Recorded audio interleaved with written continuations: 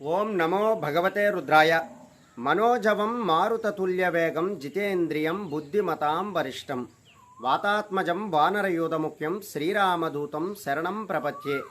మనకి ఎటువంటి కష్టాలు వచ్చినా, ఎటువంటి ఇబ్బందులు కలిగినా మనం హనుమంతుడిని గనక ఆరాధించినట్లయితే మనకి ఉన్నటువంటి ఆ సమస్యలన్నీ కూడా తొలగిపోయేటటువంటి అవకాశాలు చాలా ఎక్కువగా ఉంటాయి.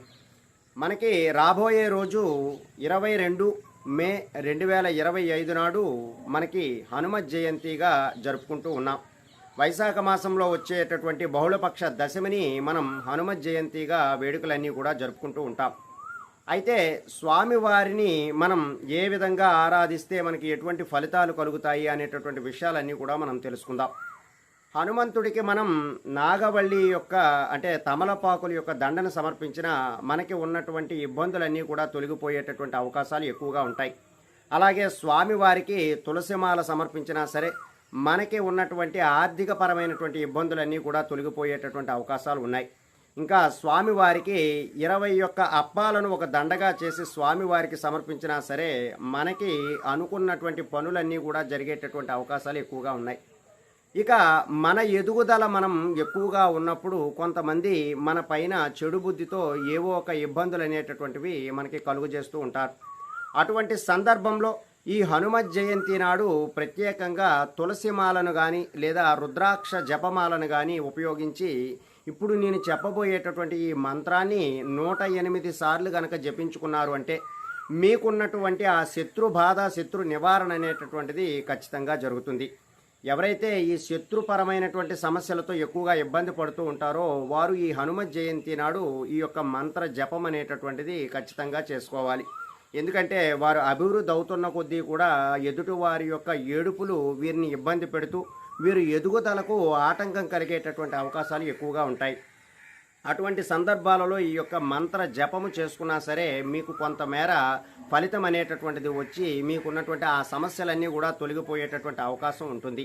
కాబట్టి ఎవరైతే శత్రుబాధలు, శత్రువుతో ఇబ్బందులు కలుగుతున్నటువంటి వారు ఎవరైతే ఉన్నారో వారు ఈ మంత్ర జపం చేసుకున్నా మంచి ఫలితాలు అనేటటువంటివి పొందుతారు.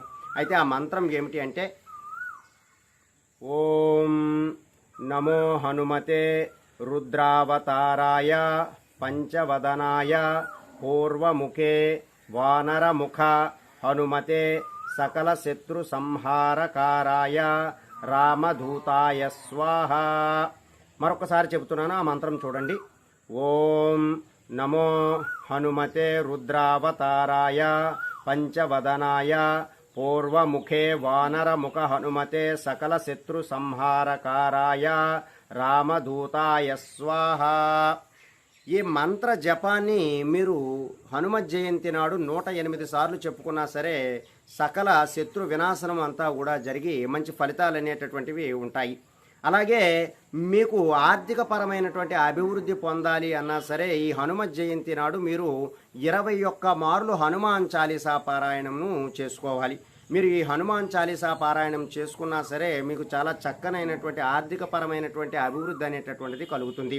కాబట్టి ఎవరైతే ఈ యొక్క ఇబ్బందులతో, ఎవరైతే ఈ సమస్యలతో బాధపడుతున్నారో వారంతా కూడా ఈ పరిహారాలు చేసుకుని హనుమంతుడి యొక్క అనుగ్రహం పొందడానికి ప్రయత్నం చేయండి. అలాగే ఈ హనుమత్ జయంతి రోజంతా కూడా ఓం హం హనుమతే నమః ఈ మంత్ర జపాన్ని కూడా చేసుకోవటానికి ప్రయత్నం చేయండి. ఆ ఆంజనేయుడి యొక్క అనుగ్రహం మీకు ఖచ్చితంగా కలుగుతుంది.